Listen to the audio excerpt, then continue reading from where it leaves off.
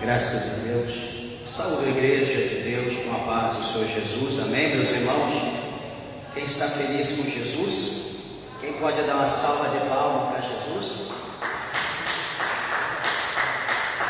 Graças a Deus. Aleluia. Meus irmãos, feliz e grato a Deus pela oportunidade de estarmos na casa do Senhor nessa noite para adorarmos a Deus, nosso Pai.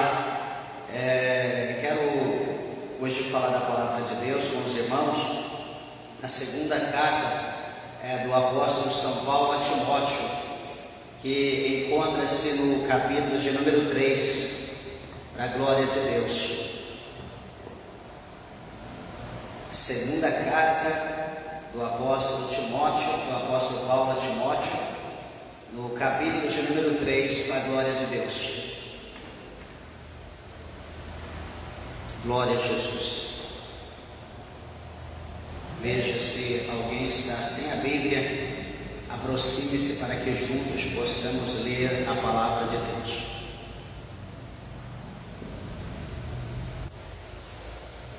Meus irmãos, nós vamos falar o versículo 2, o 3, o 4, falamos o 5 nesses dias, mas o tempo é curto.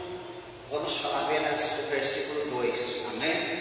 Porém, eu vou estar lendo o versículo 2 e no próximo culto de ensinamento estaremos lendo o 3 e depois o 4 posteriormente. 2 Timóteo, capítulo de número 3, versículo de número 2, diz assim. Aliás, eu vou ler o número 1 também. Sabe, porém, isto, que nos últimos dias sobrevirão tempos trabalhosos. Versículo 2: porque haverá homens amantes de si mesmos, avarentos, presunçosos, soberbos, blasfemos, desobedientes a pais e mães, ingratos, profanos. Amém? Só até aqui. Vamos orar. Levante a tua Bíblia ao céu, a tua mão, peça para que Deus fale com você. Amantíssimo Deus, glorioso eterno Pai, nós te louvamos, meu Deus, te exaltamos, agradecemos o Senhor por aqui estarmos na tua casa, na tua presença, meu Deus. É mais um culto de adoração a Deus, nosso Pai.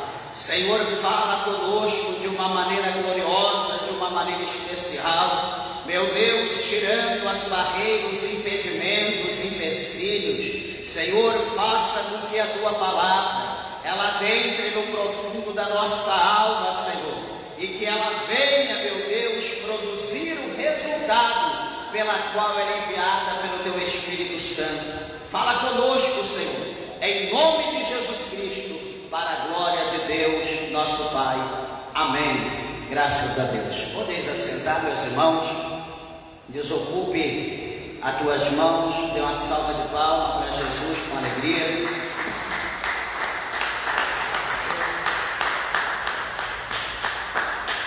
Bendito é o nome do Senhor. Igreja, eu peço a tua atenção, a tua reverência à palavra de Deus. Hoje é um culto de doutrina, ou seja, um culto de ensinamento da palavra de Deus. E aqui meditando, né, nessa carta do apóstolo São Paulo a Timóteo, que é um conteúdo muito interessante, muito profundo para o nosso conhecimento, né, que se faz necessário, porque o apóstolo Paulo ele está falando aqui acerca dos acontecimentos, né, que sobrevirão nos últimos tempos. E como que nós sabemos que nós estamos vivendo os últimos tempos? Como que a igreja ela pode saber se ela está vivendo os últimos tempos aqui na terra? Devido aos acontecimentos, né, que está acontecendo, nós analisando a palavra de Deus, nós vamos ver então que tudo aquilo que está sendo mencionado, né, na palavra do Senhor está acontecendo. E até mesmo o próprio Jesus ele disse, né, para nós lá no capítulo 24 do Evangelho de São Mateus, né, ele nos advertiu, né, dizendo que aquele dia e a hora ninguém sabe, né? Jesus já deixou claro isso, né? Que o seu retorno, a sua vinda, conhecimento de ninguém, né, exceto Deus, exceto o Pai, né? Ele diz que nem os anjos, nem ele sabia, mas unicamente o Pai, né? Supostamente hoje Jesus ele já sabe, mas quando ele estava aqui como homem, ele ainda não tinha esse conhecimento. E veja, meus irmãos, que aqui eu quero relatar aos irmãos que Paulo está dizendo que nos últimos dias, nos últimos tempos, ia ser tempos trabalhosos, né? Quando se fala em tempos trabalhosos, fala tempos difíceis, né? Tempos pesados, né? Situação complexa, que não seria praticamente suportável às pessoas, à igreja, aos obreiros, aos ministros, ao povo de Deus. Seria tempos difíceis, tempos trabalhosos. E veja que nós estamos vivendo esses dias hoje, já de início nós estamos vivendo, né? Um tempo onde se há uma fadiga, uma inércia muito grande sobre a humanidade, né? Principalmente sobre a igreja, sobre os crentes, de maneira que há uma fadiga, há um cansaço, há uma tristeza, há uma enfermidade, vamos dizer dessa forma, uma pandemia, né, de desânimo, de vontade de retroceder, de voltar para trás, de desistir, porém desistir das coisas de Deus, não do mundo. Para o mundo, sempre nós estamos bem, sempre nós estamos fortes, sempre nós estamos preparados, estamos malhando, dedicando, buscando, procurando comer alguma coisa que é boa para a saúde, mas quando tange as coisas que é de Deus, então nós estamos fracos, nós estamos cansados. E veja que o versículo de número 2, que aqui existe alguns nomes, algumas situações que nós precisamos entender, né? Eu fiz questão, né, de trabalhar nisso, procurando aqui cada palavra no seu original, no grego, vendo o seu significado, para trazer a nós, né, um esclarecimento, para colocar luz em cada uma dessas palavras, para a gente entender, né, que se faz necessário. Isso aqui não está escrito por acaso, tem um motivo. E este versículo de número 2, né, Paulo aqui ele descreve para nós, aqui no versículo 2 apenas, né, um catálogo, né, de vícios que caracterizam a humanidade nesses últimos dias que nós estamos vivendo, os dias que ele escreveu e que está se cumprindo hoje, com um foco específico na corrupção do caráter do gênero humano, né, do povo de Deus, do ser humano. E então nós vamos agora aqui ver especificamente cada uma dessas palavras. Ele começa no versículo 2 dizendo: porque haverá homens amantes de si mesmos. Meus irmãos, quando fala uma pessoa que é amante de si mesmo, o que nós entendemos? Vamos ver no original o que quer dizer amante de si mesmo. A palavra significa philautoi, com PH, philautoi, né, traduzindo para o português. Que amantes de si mesmo, dessa palavra, significa philautos, é composta de filos, né, que filos todo mundo sabe que é um tipo de amor, né, o amor ágape, hétero, filos, né, existe esse tipo, e autos é si mesmo. Então, amor a si mesmo, ou amor da própria pessoa para si mesmo, referindo-se ao egoísmo exacerbado, isso diz no grego, que indica pessoas voltadas para os próprios desejos e vontades, sem preocupação mínima com o próximo. E veja que esse amor a si mesmo é algo que preocupa, né, porque a pessoa se torna egoísta, aonde ele olha só para ele, aonde só ele, primeiro, tem problemas, aonde só ele está doente, aonde só ele sofre, aonde só ele precisa, aonde só a atenção tem que ser dada a ele, tudo é para ele, tudo é meu, e a pessoa está ali num conjunto, num globo, aonde ele vive só. Imagina você vivendo no planeta Terra sozinho. Toda a atenção de Deus para você, toda a atenção do anjo para você, toda a atenção de Cristo para você, Cristo desce e morre só para salvar você e mais ninguém. Porque o egoísta, aquele que olha para si mesmo, aquele que é amante de si mesmo, ele só olha para ele. Não existe mais ninguém. Alguém vai falar de problema, de alguma dor, de algum sofrimento. Isso não é nada. Ele vai colocar o dele como se fosse superior, como se o da pessoa fosse algo insignificante, o dele fosse algo indizível, vamos dizer dessa maneira.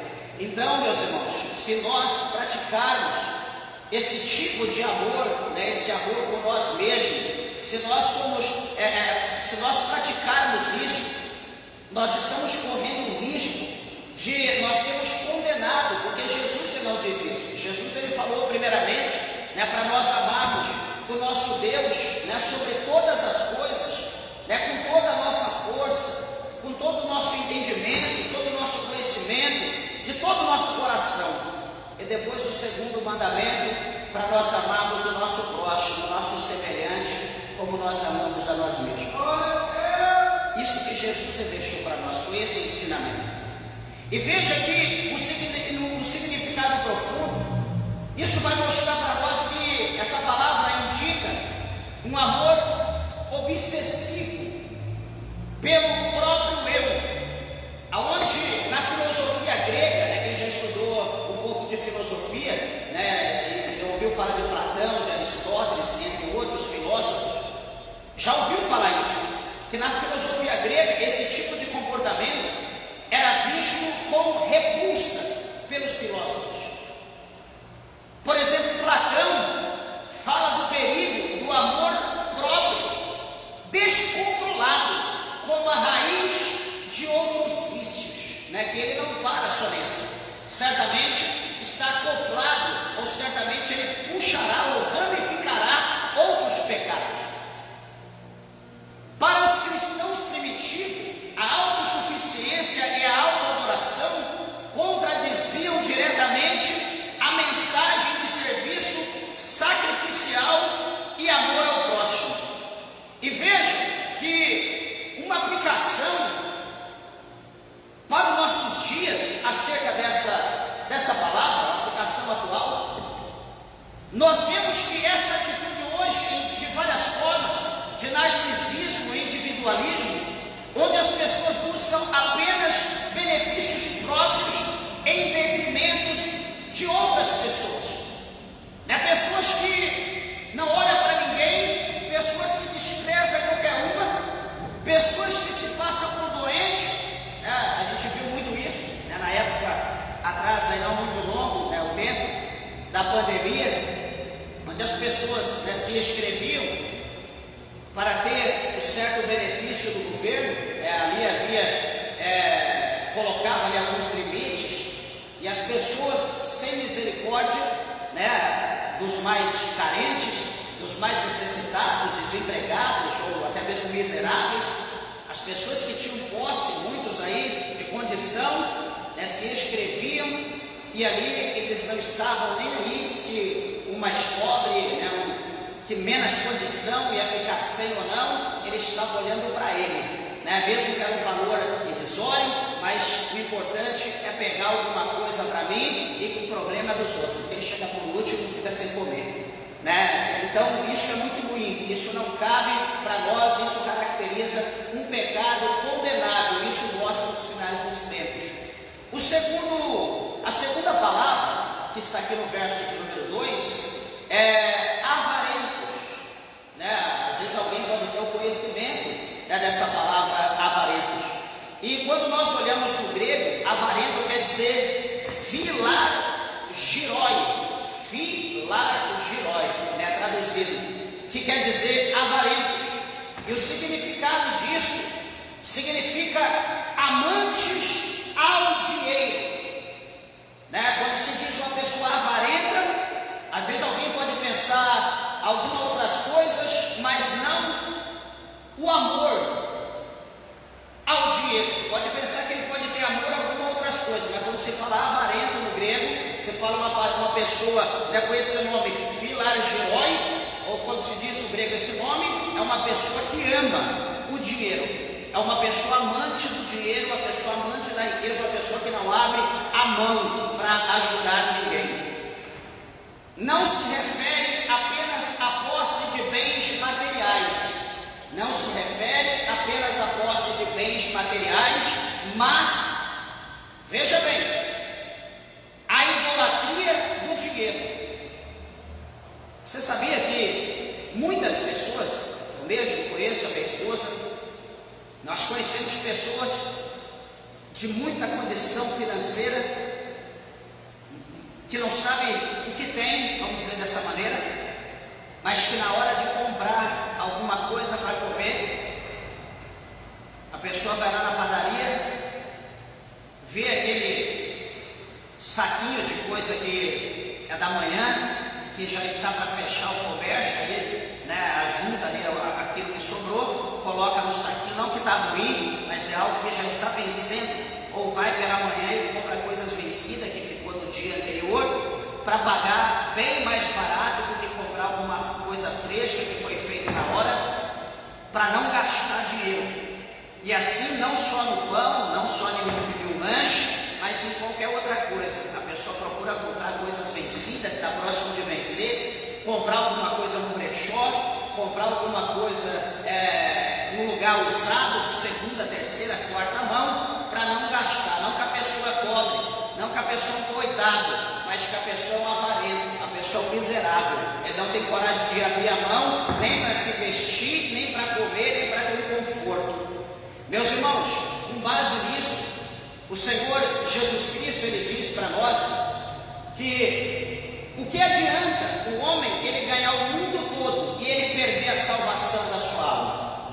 Veja bem que uma pessoa nessa condição, uma pessoa que ama o dinheiro, que não quer abrir a mão nem para comer, quando que uma pessoa nesse nível terá coragem de olhar para alguém e estender a mão, ajudar essa pessoa com um trocado, com uma moeda, com um pedaço de pão seco? Quando? Sendo que ele está por aí procurando uma moeda, procurando um pão seco em promoção, procurando alguma coisa para que ele possa levar para um café, ou para um almoço, ou para um jantar. Jesus, ele diz para nós no Evangelho segundo escreveu Mateus, ele diz claramente, ele deixou ali explícito, que nós não podemos, né, ele diz lá, bem categórico, que nós não devemos, é uma orientação de Jesus, ele está instruindo, amontoar, ajuntar riquezas aqui nessa terra. Pastor, mas por quê? Jesus, ele disse que aqui na terra, quando nós ajuntamos a riqueza, nós vamos correr 3 riscos. Primeiro, a ferrugem, ela pode corroer, ela pode destruir os bens materiais. Segundo, ele diz que a traça pode devorar as vestes, tecido, ou seja, os bens que nós adquirimos, como vestes ou utensílios. E o terceiro, o pior de todos, ele diz que o ladrão elimina, ele rouba. Ué, mas se é assim, se eu tenho que fugir da traça, se eu tenho que fugir da ferrugem, se eu tenho que fugir do ladrão, o que eu vou fazer? Jesus, ele orienta, ele diz, olha, tem uma opção, e a gente diz, qual é, Jesus? Ele diz, ajuntai tesouros no céu. Ele diz, construam a vossa riqueza no céu, deposite no céu. Senhor, mas por quê? O que nós vamos ganhar depositando no céu? Ele vai dizer, lá no céu não existe ferrugem que vai corroer, lá no céu não existe traça que vai comer, que vai corroer o que lá estiver, e o melhor, lá no céu não existe ladrão, lá não existe bandido. O que você ajuntar lá, certamente só aumentará, mas não vai diminuir. Então Jesus, ele nos instruiu dessa maneira, a não ser avarento. Mas tem algum problema de ser avarento? Meus irmãos, o apóstolo São Paulo, ele escreveu para nós, ele deixou escrito aqui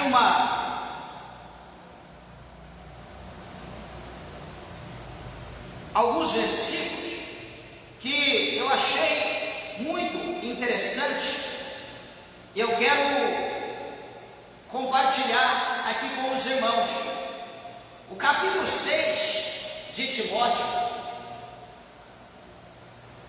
ele diz no verso 7, 1 Timóteo 6, 7. Olha o que Paulo fala: porque nada trouxemos para este mundo, nada nós trouxemos. O que a gente lembra de Jó? Senhor, eu vim nu para esse mundo e nu eu voltarei para lá. Deus me deu, Deus tirou. Bendito é o nome do Senhor. Versículo 7: porque nada trouxemos para este mundo, e manifesto é que nada podemos levar dele. Por mais que você faça, você não vai levar nada. Versículo 8: olha só, tendo porém sustento e com que nos cobrirmos, estejamos com isso contentes.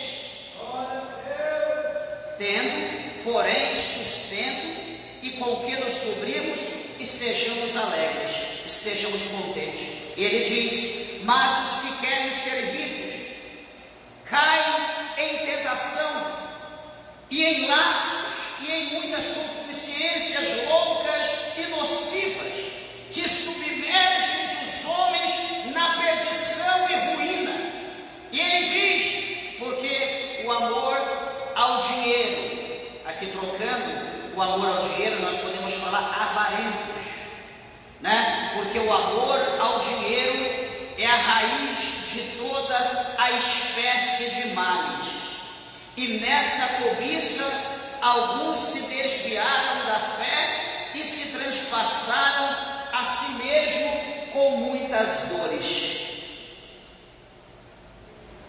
Meus irmãos, o apóstolo São Paulo, ele fala aqui no verso 17, olha aí o verso 17 do lado, nós lemos o 10, olha o 17: manda aos ricos deste mundo que não sejam altivos, nem ponham a esperança na incerteza das riquezas, mas em Deus, que abundantemente nos dá todas as coisas para dela ou delas gozarmos, que façam bem, enriqueçam em boas obras, repartam de boamente e sejam comunicados,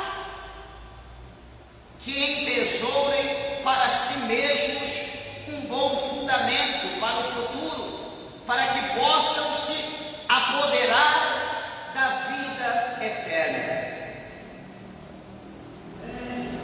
Isso aqui, meus irmãos, é muito interessante, porque, como foi pregado aqui nessa segunda-feira, falando acerca da riqueza, a minha esposa, a missionária Márcia, estava pregando sobre isso,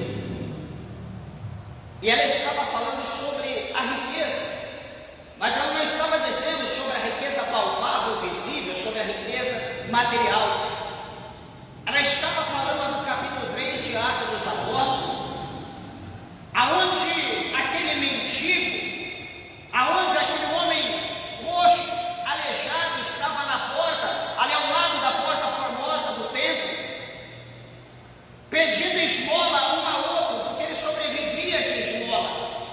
Mas a Bíblia diz que a hora nona, Pedro e João estavam subindo ao templo para a oração, e aquele homem vai pedir a eles uma esmola. Só que o que eles vão dizer? O que Pedro e João vai dizer? Olha, nós não temos prata, nós não temos ouro, mas o que nós temos, isso eu te dou.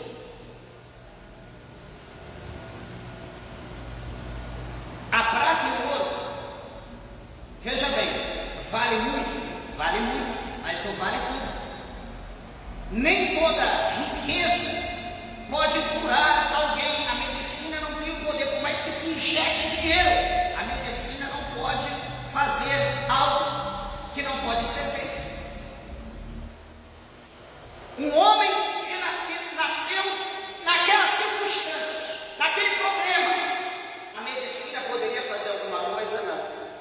Então, o que Pedro e João tinham era mais valioso, muito mais valioso do que o ouro e a prata que nós viramos do avesso para conseguir. Se brincar, a gente vende a nossa alma para conseguir ouro, para conseguir riqueza.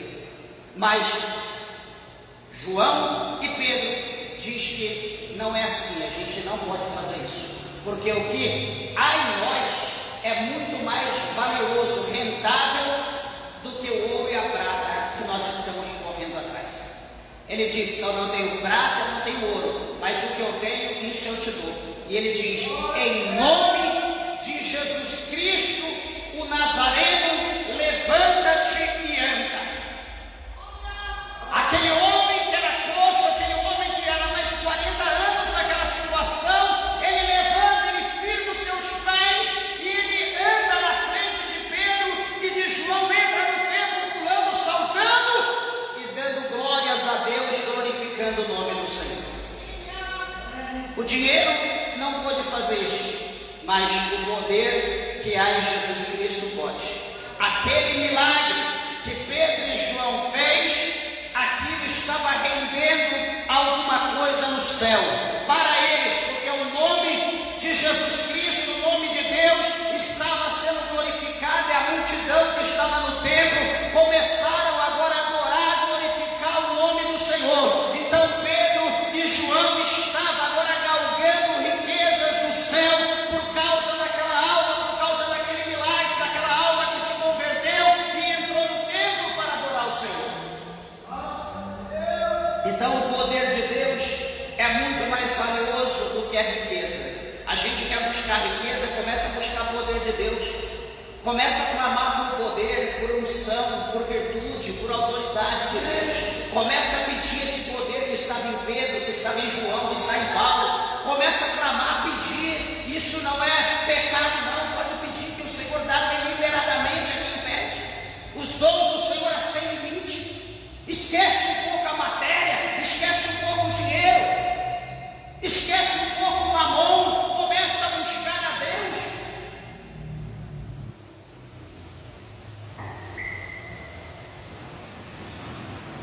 Esse apego ao dinheiro era visto como um obstáculo para a vida espiritual desde os tempos do Antigo Testamento. Olha aqui o que Eclesiastes, foi lido aqui hoje, né, perto? Olha o que Eclesiastes 5, no versículo de número 10, diz para nós. Eclesiastes 5, verso 10. Quem amar o dinheiro, jamais dele se fartará. Eclesiastes 5, 10.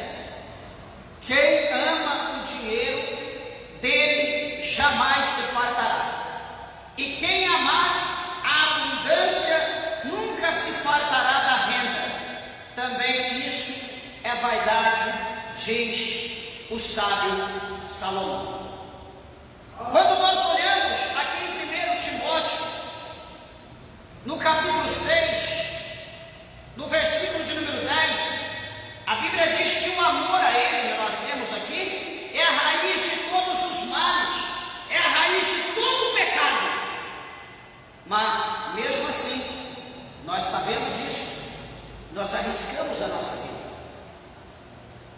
E aí a gente pensa, quiçá nós não cairemos nesse laço, quiçá nós dominaremos o dinheiro. Meus irmãos, ninguém domina o dinheiro domina a pessoa, ninguém domina o dinheiro, porque o dinheiro, por detrás dele, tem um senhor chamado Mamon, e ninguém governa, ninguém coordena, ninguém direciona Mamon, é Mamon que direciona. Não as pessoas direcionam a mão, é diferente. E veja uma coisa, que não se refere apenas à ganância financeira, mas ao amor excessivo por qualquer bem material. Isso pode incluir poder, isso inclui status, até relacionamento tóxico que pessoas possuem, em vez de amar o próximo genuinamente. Um exemplo na Bíblia: Judas Iscariotes. Ele foi o exemplo clássico do amor à avareza, do amor ao dinheiro. Quem não sabe, quando se fala em Judas, a gente lembra traição, mas por que Judas traiu? Por causa do dinheiro. Porque se não houvesse dinheiro por detrás, Judas não teria traído. Então, quando se fala em Judas, a gente lembra em traição. Só que quando lembra traição, tem que lembrar na avareza, que Judas, ele era amante do dinheiro. Ele teve coragem de vender o seu melhor amigo. Ele teve coragem de vender o seu mestre. Ele teve coragem de vender o Salvador. Ele teve coragem de vender o Deus Criador dos céus e da terra por dinheiro. Eu conheci pessoas em São Paulo, na capital, que ele vendia a mãe, ele vendeu o filho por várias vezes, porém ele não entregava, ele só vendia. E dizia que ia entregar tal dia ou tal hora, no tocante ao retorno do dinheiro, e não vendia, só para tomar posse do dinheiro das pessoas. E chegou um dia que foi morto, né? Enganou muitos, um e outro, até que chegou uma hora que ele encontrou o que ele queria, o que ele procurava. Então, meus irmãos, esse exemplo de Judas, que traiu Jesus por 30 moedas de prata, né? Está lá em 26, de Mateus 26, do verso 14 ao 16, está lá o dito. Esse ato de traição está profundamente ligado à ganância, ilustrando o amor, como o amor ao dinheiro pode corromper a alma do homem. Nós temos que preocupar, né? Temos que estar atentos a isso. Talvez você conheça pessoas que fizeram dessa forma, que venderam a sua alma para adquirir riqueza, para progredir, prosperar com rapidez, para poder curtir mais o mundo. E isso preocupa, igreja, porque a palavra de Deus, ela diz para nós que a nossa vida, ela é como uma estrada passageira.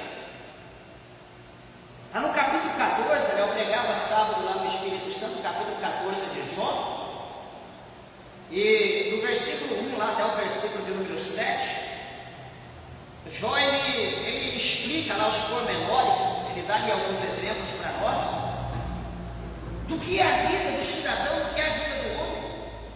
Como, porém, Moisés, lá nos Salmos mais antigos, Salmos 90, ele também fala da vida do homem, como que é extremamente passageira, como que não é nada. E às vezes nós, um pouquinho de dias que nós temos na terra, em vez de nós dedicarmos ao bem comum, à sociedade, semeando, ajudando os necessitados, a gente não olha para isso, a gente olha para nós, né? Como nós falamos no primeiro, o homem amante de si mesmo, aquele que ama somente a si e não ama os outros. Então veja que uma coisa é ligada na outra. O homem é amante de si mesmo, ele ama, né, o si próprio, o amor é só para ele, e depois vem a avareza, ele é o amor ao dinheiro, somente para o dinheiro. Então veja que tanto que ama a si mesmo como o avarento, nessas duas palavras do verso 2 do capítulo de 2 Timóteo, está ligada, está no mesmo contexto. É o individualista, ele só está olhando para ele não olha para mais ninguém, ele não vê que tem um necessitado, ele não vê que alguém precisa, ele prefere jogar fora do que estender a mão, ele prefere perder do que ajudar alguém que necessita. Um tipo de pessoa, de um ser como esse, ele nunca consegue ajudar nada no céu, ele não consegue, porque como que nós ajudamos alguma coisa no céu? Quando que nós estamos depositando alguma coisa no céu? É quando nós olhamos no capítulo de número 25 do Evangelho de São Mateus, lá do verso 33 para frente, nós vemos quando o Senhor Jesus, ele separa à sua direita ovelhas, à sua esquerda bodes, E então o Senhor Jesus, ele vai olhar para as ovelhas que estão à sua direita, ele vai dizer: vinde, benditas de meu Pai, vocês possuem o reino antes da fundação do mundo, já estava preparado para vocês. E por que elas vão alcançar o reino? Jesus vai dizer: eu tive fome, vocês me deram de comer. Eu tive sede, vocês me deram de beber. Eu estava nu, vocês me vestiram. Eu estava enfermo, vocês foram me visitar. Eu era estrangeiro, vocês me hospedaram. As ovelhas vão olhar para o mestre e vão dizer: mas Senhor, quando que nós te vimos com fome e te alimentamos, com sede e te demos de beber, nu e te vestimos, enfim, quando que nós fizemos isso para ti? Ele vai dizer: quando vocês fizeram, quando vocês estenderam a mão a um dos pequeninos, vocês fizeram para mim. Entre o incluso do vosso Deus. A palavra do Senhor fala, o escritor aos Hebreus escreveu, deixou escrito para nós, que muitos no passado, em praticando a hospitalidade, ou seja, abrindo a mão, atentando para o necessitado, hospedaram em suas casas, sem saber, hospedaram anjos. Hoje a gente não deixa nem parente entrar dentro da nossa casa, quanto mais alguém que a gente não conhece. Olha o risco que nós estamos correndo de deixar de ser abençoado. Aí se vem alguém estranho, Jesus dá o livramento, pode ficar tranquilo. Jesus vai olhar também para os que estão na esquerda, para os bodes, e Jesus vai dizer: eu tive fome, não me deram de comer. Eu estive sedento, não me deram água. Eu estive nu, não me vestiste. Eu era estrangeiro, não me hospedaram. Eu estava enfermo, não fosse me visitar. Entre outras coisas, eles vão indagar Jesus: é mestre, mas quando que nós te vimos com fome, com sede e nu, e nós não fizemos nada para ti? Quando?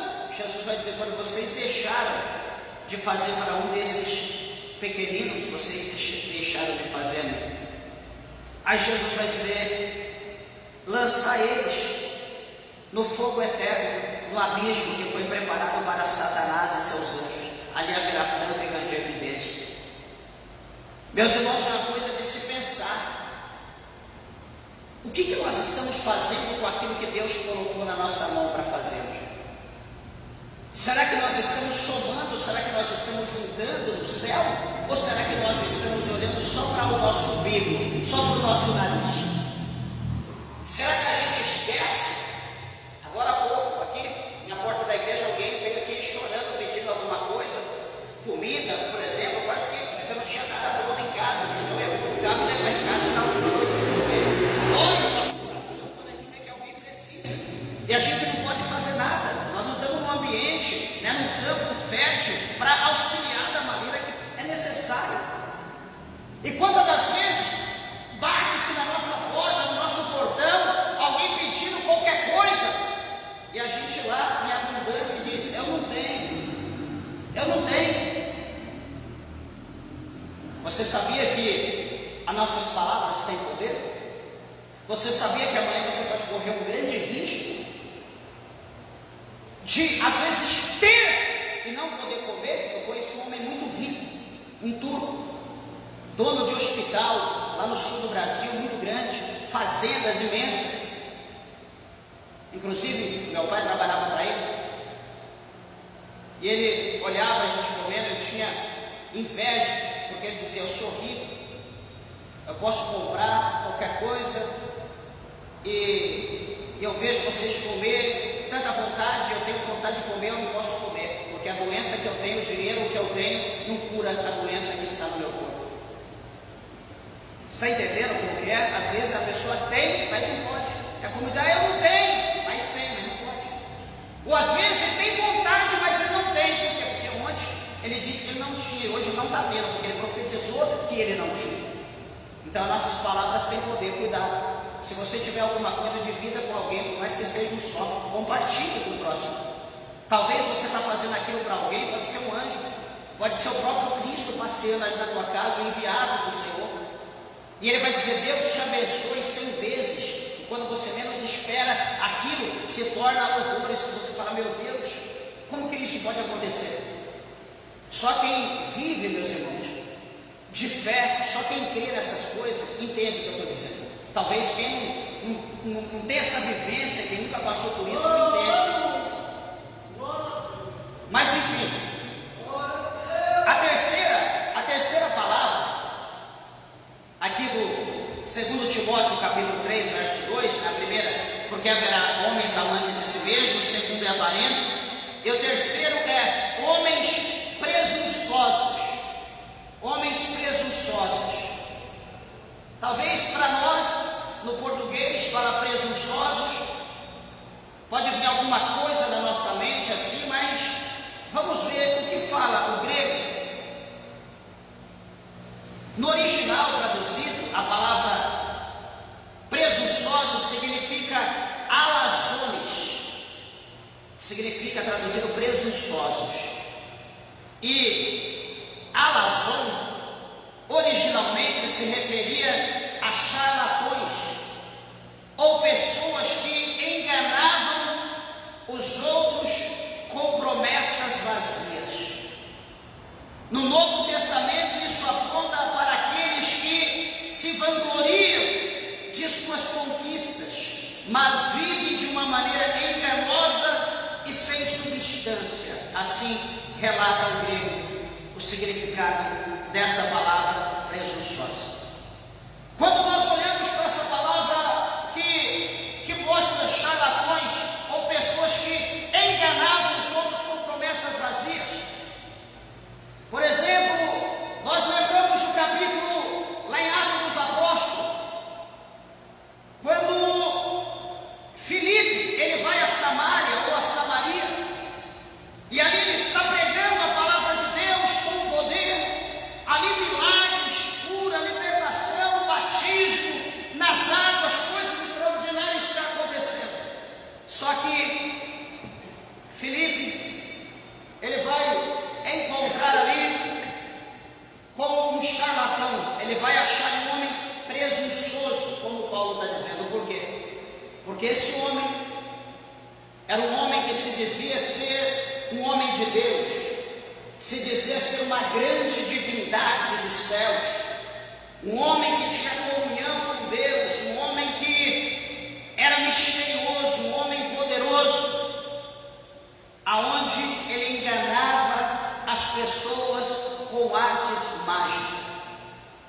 Ele usava do engano, ele usava da mentira para trazer para ele benefício próprio. Ele usava da palavra para enganar as pessoas que não tinham conhecimento. Meus irmãos, hoje nos nossos dias, talvez outras pessoas não falariam isso, mas eu vou falar. Não devo nada para ninguém, a não ser para Cristo. Hoje nos nossos dias, quem é os presunçosos? Ou quem são? Não tem outra classe de pessoas para direcionar essa palavra a não ser os políticos, que usam da literatura verbal, promete os céus na terra, e quando ganham, eles entram de tesouro e faca, cortando a lã e tirando a gordura do povo, sem misericórdia. Perdem, não fizeram nada, no outro tempo eles voltam, prometem promete, estamos lá nós votando, apoiando. Não, eu acredito. Essa classe de pessoas, meus irmãos, é só misericórdia, é só Jesus para nos livrar, é só Deus para nos dar sabedoria, para convivermos com esse tipo de gente. E interessante é que a presunção é uma forma de autoengano. Paulo está alertando contra a falsa confiança e orgulho que leva à queda, como o Provérbio 16, 18. Aonde nós lembramos também em Daniel, quando mostra daquele homem que esquece dos benefícios de Deus, como às vezes nós esquecemos. Ele esquece que o Senhor o chamou de meu servo. Deus olha para o ímpio, Deus olha para o idólatra e chama ele de meu servo, para o reino do norte. Quando Deus quer usar Nabucodonosor para açoitar o povo de Judá, de Jerusalém, por causa dos seus pecados. A Bíblia diz que o Senhor vai dar todo o poder para Nabucodonosor, na terra, nas aves do céu, todas as nações. Deus vai dar poder, vai tornar ele poderoso. Nabucodonosor se torna forte, poderoso, se torna riquíssimo, e agora ele está lá no alpendre do seu palácio. Ele olha para a sua fortaleza, ele olha para o seu reino, ele olha para o seu exército, ele olha para os seus ouros, diamantes, ele olha para tudo que ele tem precioso, para as coroas que ele conquistou dos reinos.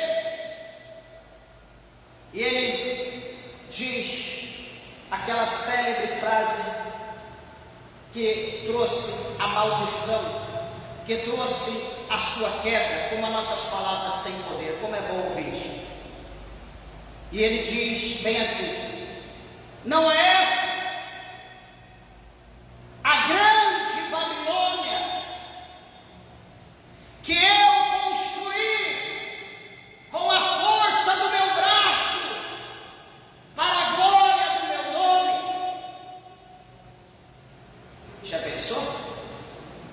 Que coisa linda, né? Construir essa grande fortaleza com as forças do meu braço unicamente, mais nada. Então é natural que o meu nome seja glorificado por causa dessa magnífica obra. Já havia sido exortado, não deu crédito. Quando ele acaba de fazer sua pronúncia, lá do céu, um atalaia brava: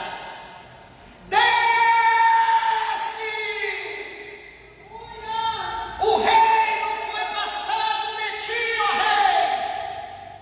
Lacaçubi, Camassória, Surimicanda, Labracheia. E aquele poder, aquele vigor, aquele homem, aquele Deus na terra se torna agora um quadrúpede. E agora segue o caminho dos demais quadrúpedes. Vai viver 7 tempos, aproximadamente 7 anos, nos pastos, junto com os animais monteses, sendo molhado pelo orvalho, pela chuva, até que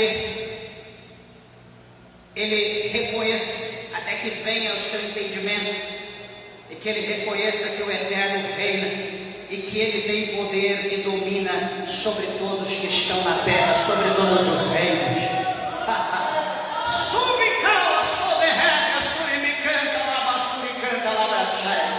Não existe Deus como o nosso Deus, que exalta aquele que está no pó, mas no exaltado soberbo, Deus coloca no monturo, Deus coloca no pó novamente. Lava, sube, candalária, tudo que você tem é de Deus, tudo que você possui é de Deus, você só administra. Só que o que você administra, você pode compartilhar com os outros. Porque você compartilhando com os outros, quanto mais você compartilha, maior vai ser a tua colheita. Imagina você com esse lenço cheio de grão. Você fecha aqui o lenço e guarda. O que vai acontecer? O grão vai mofar, ficar muito tempo guardado, vai se degenerar. Só que, se você pegar esses grãos, e você der um para cada um, e disser plante, depois eu quero o meu com juros. Cada semente que eu dou, eu vou querer depois. O que você sentir no coração, me devolva. Aquela semente vai ser plantada, vai ser regada, vai ser cuidada, ela vai crescer, vai ter folhagem, ela vai florir, ela vai produzir fruto. E a quantidade de fruto que ela vai dar logo na primeira vez vai ser dezenas, centenas de vezes mais do que aquele único grão. Então, por gratidão, quanto que você vai dar àquele que te deu? 1, 2, certamente você vai falar, pode ficar à vontade, pega o tanto que você quiser. Então, tudo aquilo que nós compartilhamos, que é de Deus, não é nosso, mas que nós compartilhamos, pode ter certeza que mais tarde, no momento certo, nós vamos colher em abundância, pode ter certeza disso. Então não feche a mão, porque o que você tem não é teu, é de Deus. E vai chegar um momento, como está lá no capítulo 25, a partir do verso 13, verso 14 de Mateus, o Senhor ele vai colocar na mão de cada um. Aí vai chegar um momento que ele vai voltar, e ele vai dizer, agora eu quero o meu com juros. O que vocês fizeram com o que eu coloquei na mão de vocês? É o que nós vamos dizer para ele? Então, estejam preocupados com isso. A quarta palavra significa soberbos. Tem um nome meio estranho, hiperefanóio. Hiperefanóio, no grego, que traduzido quer dizer soberbos. Refere-se a pessoas orgulhosas, arrogantes, ou alguém que se coloca acima dos outros. Pessoas que não são humildes, pessoas que não são simples, pessoas que só olham para cima, não conseguem ver aonde pisa. Interessante que, como eu falei, Nabucodonosor, ele se exaltou e quis ser maior do que Deus. Ele esqueceu de dar glória a Deus, porque tudo que ele possuiu foi Deus que deu. Ele esqueceu. A soberba não deixou ele se humilhar. O orgulho é uma das características mais prevalentes em nossa sociedade competitiva, especialmente quando tange a posição de poder. Por exemplo, já trabalhei em muitas empresas, já conheci muito tipo de gente, todo tipo. E tem amigos que estão trabalhando com a gente ali na mesma seção, no mesmo departamento, e de repente ele sai daquele departamento, é convidado para ir para outro. Talvez vai ganhar 10% a mais do que ele ganhava, ou talvez ele não vai usar o uniforme mais da firma, ou o crachá exposto, vai estar com a roupa mais de civil. Ele já se sente agora que ele é um chefe, um gerente, um engenheiro, um diretor, um CEO. E ele agora vai olhar para você, você vai cumprimentar ele nem vai tentar chegar perto, porque ele acha que ele vai te contaminar, ou que você pode ser retirado, colocado no lugar dele, ou coisa do gênero. Então ele vai procurar evitar aquele povo que ele andava, para que ele não possa sofrer algum tipo de... Enfim, tem muito disso, meus irmãos. Dentro da igreja tem esse tipo de coisa. Dentro da igreja, pessoas que têm um nível, têm um cargo, ou é membro, de repente ele é obreiro, de repente ele é ministro. Pronto, ele muda totalmente a vida, ele é ministro. Ele entra olhando para o alto, olhando para a pessoa, mas por que você não olha? Não, a Bíblia fala para olhar para Jesus, autor e consumador da minha fé. Só olha para cima. Ele esquece que tem um irmão, que tem uma irmã, esquece que tem alguém orando por ele, esquece que tem alguém de joelho no chão, que ele tem que olhar para não tropeçar na pessoa. Vai de lá, ele entra, o queixo lá em cima, vem para o altar, desce do altar, vai embora, não olha para ninguém. Ele não está mais à paz do Senhor, agora ele não é mais crente, agora ele é um anjo. Ele não está mais na terra, ele está no nível superior. E será que é isso que Jesus quer, gente? Lembra quando os discípulos estavam ali, naquele momento muito íntimo, eu percebo, E Jesus pega aquela água, né? Talvez ali aquela bacia com água, e Jesus ali com trajes de banho, né? Não como nós, mas sem a roupa de cima, com a toalha, e Jesus agora vai lavar os pés dos seus discípulos. Lava de um, vai lavar do outro. De repente Pedro, jamais, não fará isso comigo. O que é isso? O negócio de lavar meu pé? Aonde? Será que Pedro pensou? Será que passou no coração de Pedro? Jesus vai olhar para Pedro e vai dizer: Pedro, se você não deixar eu lavar teus pés, se eu não lavar, Pedro, certamente tu não terás comunhão comigo. Ixi, e agora? O que vai acontecer com Pedro? Eu olho agora para Pedro, eu vejo Pedro: Senhor, pelo amor de Deus, não faça tal coisa, lava meu pé, lava minhas mãos, lava minha cabeça, me afoga logo, me joga dentro dessa bacia com água, longe de mim que eu fique, sem ter comunhão contigo. Jesus, ele diz que o Filho do Homem, ele não veio para ser servido, ele veio para servir. E a função minha, tua, a função é de servo. Servo. Aquele que é maior é o que mais serve. Mas todos nós somos servos. E a nossa função é servir. A nossa função é ajudar. A nossa função é estar pronto, preparado. Nunca dizer não. Nunca reter. Nunca fugir. Mas está sempre pronto, sempre preparado. Porque Jesus é dos dois.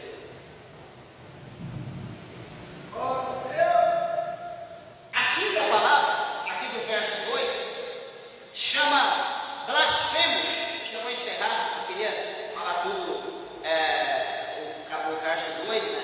Infelizmente hoje não vai dar. No próximo culto de quarta-feira eu concluo o verso 2 e entramos no 3. Mas enfim, a quinta palavra chama blasfemos, que blasfemos no grego traduzido quer dizer blasfemoi, que quer dizer blasfemo. A raiz da palavra tem o sentido de falar mal ou de caluniar, especialmente contra aquilo que é sagrado. Por exemplo, no contexto judaico e cristão, a blasfêmia era considerada uma violação grave contra as leis divinas. A blasfêmia era considerada, vamos ver aqui, peraí, eu quero ler aqui para os irmãos, só para os irmãos verem, né, como que eram as coisas, e que hoje não é diferente. É que naquela época era olho por olho, dente por dente. Fazia aqui, pagava aqui. Hoje, Deus não está dormindo. O que é feito está sendo contabilizado. E vai chegar um dia que nós vamos ter que dar conta. Então, cuidado com a blasfêmia. Capítulo 24 de Levítico, o versículo de número 16,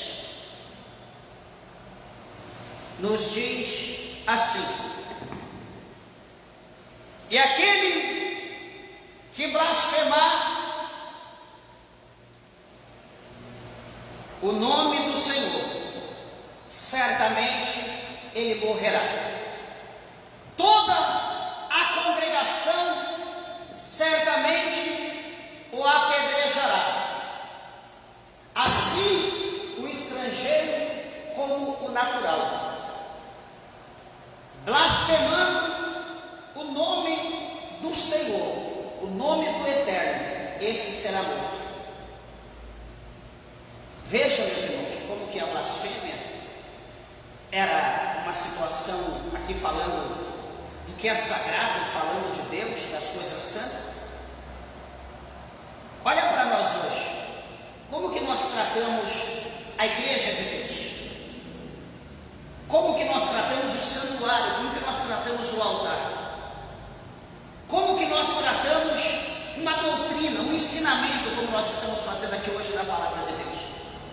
Quantas pessoas que, presta atenção aqui por favor, quantas pessoas que blasfemam,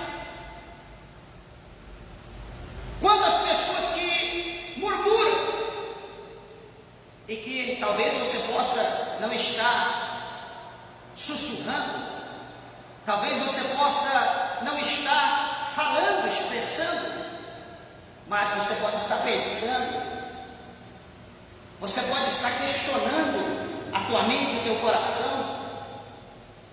Hoje foi lido aqui, na palavra inicial, Eclesiastes, capítulo de número 12, o versículo de número 14. É isso? Foi falado aqui que vai chegar o momento que Deus, o Senhor, Ele vai cobrar de todos nós, tudo aquilo que nós fizemos, quer seja bom, quer seja mal, tudo vai ser esclarecido, vai ser cobrado. Então, meus irmãos, blasfêmia não é bem-vinda, né? Ninguém gosta que blasfema acerca dele, quanto mais acerca do que é santo, quanto mais acerca daquilo que é de Deus.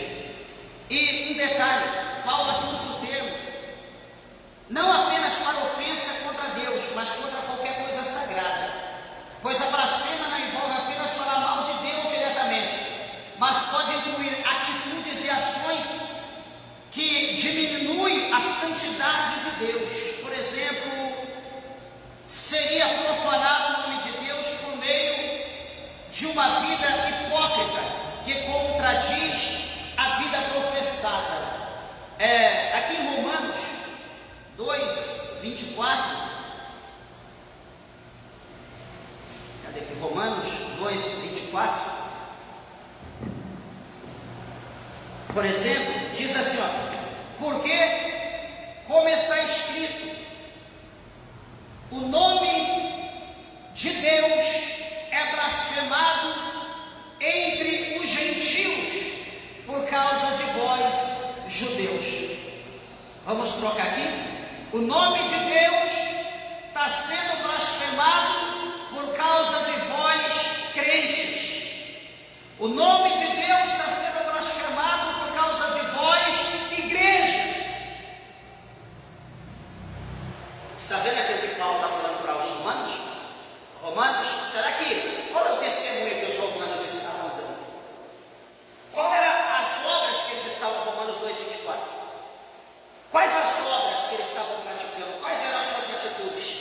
De maneira que aquilo que eles estavam fazendo, o fruto que eles estavam produzindo, era um fruto que trazia blasfêmia contra Deus. Meus irmãos, olha hoje, tudo que nós estamos vendo hoje em rede social, tudo que nós estamos vendo hoje em YouTube, tudo que se compartilha conosco hoje, de certa forma está blasfemando o nome de Deus.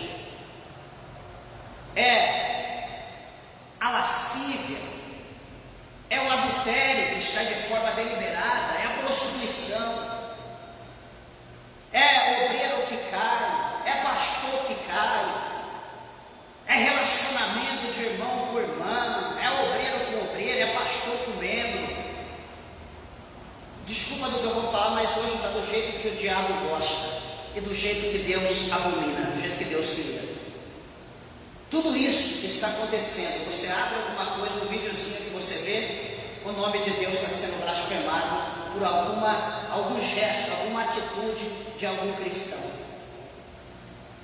Alguma música, entre aspas, algum louvor a Deus, que para Deus não é nada, é só para o homem. De alguma forma, de algum meio, o nome de Deus está sendo blasfemado. Eu quero dizer uma coisa, que Deus ele é justo. Vai chegar um dia que Ele vai cobrar cada uma dessas blasfêmias, dessas injustiças que está se fazendo contra a santidade dele. Se fosse na época de olho por olho, dente por dente, não sei como esse povo ia morrer, mas ele ia morrer na hora de ser exterminado. Mas vamos aguardar com paciência o juízo final. que está logo ali, o capítulo 20, do verso 11 ao 15 de Apocalipse. O juízo final está aí, e que nós nos preparamos para em breve estar diante do Supremo Juiz, aonde Ele pedirá conta de todas as nossas obras, de acordo com o que está escrito na sua palavra. Próxima semana, próxima quarta-feira, estarei dando continuidade aqui nesse ensinamento, no capítulo 3 de 2 Timóteo, versículo 2, para a glória de Deus, amém? Palmas bem alegres, exalta o nome do Senhor, bem alegre para Jesus.